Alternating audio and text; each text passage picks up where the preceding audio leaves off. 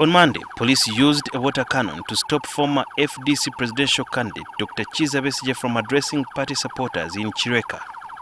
The police claimed that FDC had booked Nambole for their meeting and had no business holding a rally in Kireka. Also, scenes of journalists being arrested on the same day have attracted a lot of criticism from the public.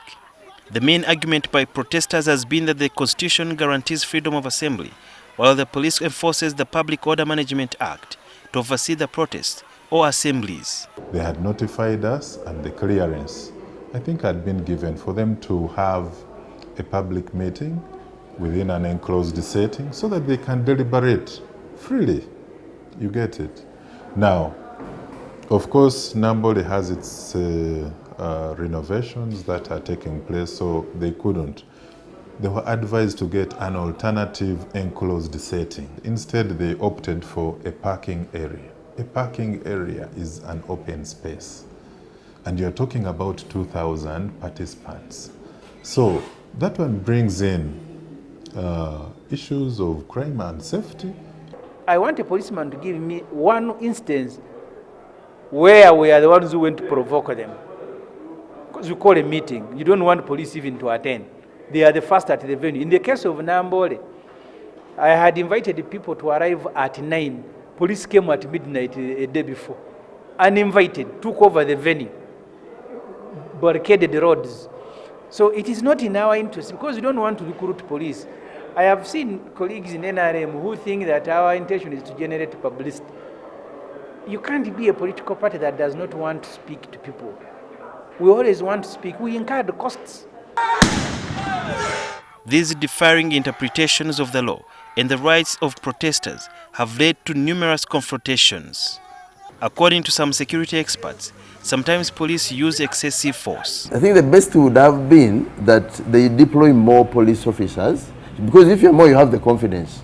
And if you're more, definitely there is that clout, and whereby even the people will know that possibly they cannot go beyond a big force. But what they always do is they deploy few people against a very big team, so that this will have to overuse weapons like bullets. They have to overuse tear gas. They have to even use batons. The force that we use, first of all, our anti-riot teams, the field force units, they are trained. They are trained on the use of force. The use of force is not instant. It's a continuum. You start from the most minimal use of force. And then as a continuum, it goes on escalating. We go on increasing the use of force based on the degree of confrontation, based on the degree of defiance, and non-compliance with the law.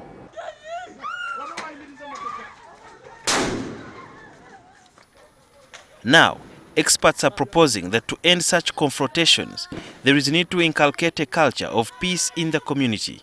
We may need to change the curriculum and teach peace education right from primary. Ethiopia is actually implementing the peace education project, and it's supported by UNESCO. The Ministry of Education actually can contact UNESCO. That is one of the interventions that countries that are prone to conflict, countries that have a violent culture, that have emerged from conflict, can use to change the culture of violence to a culture of peace. According to Dr. Binomukisha, another means to end this is by tasking the opposition and police to understand the law and try to respect it to the latter. For example, at the promulgation of this constitution, 1995, one of the requirements was actually to translate this constitution into vernacular, so that actually people can read the constitution in their local language and understand it and uphold it and defend it. But have you seen the constitution in local? So that one we have not done. You have the Public Order Management Act. Is it in vernacular? Is it understood? It's not. So I think there is legal education, creating legal awareness, but also civic awareness, so that people know their civic rights, their civic duties, and civic obligations. You will not do anything. However, police have a different opinion. Our officers have been trained. They know we always give them a guide for what level of force is appropriate. for a given situation. So we want to commend them because we can see that the public safety of university students at Makerere, the public safety of residents along Nambo, Lechireka, Spear Motors in Busabala relied on the judgment of these officers. This is what the opposition had to say about the state of affairs in the way forward. If somebody wants to deprive me of my rights, of course they'll try and use the law and say I'm a police officer, so I'm telling you don't do this.